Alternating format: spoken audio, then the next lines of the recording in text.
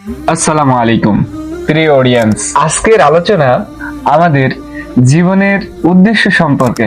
আপনি জানেন, মহান আল্লাহ তাআলা আমাদেরকে সৃষ্টি করেছেন একটি মহান উদ্দেশ্যের জন্য।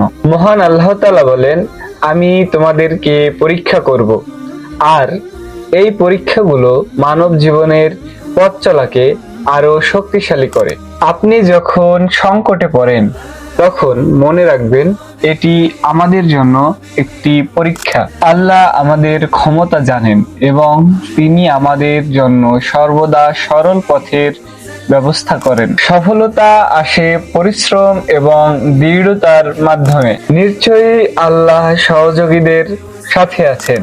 এখন সময় এসেছে আপনার স্বপ্ন বাস্তবায়নের। সাহসী হন এবং আল্লাহর উপরে ভরসা রাখুন। মনে রাখবেন, আল্লাহর পথই সঠিক পথ। চলুন আমরা সবাই একসাথে আল্লাহর পথে অগ্রসর হই।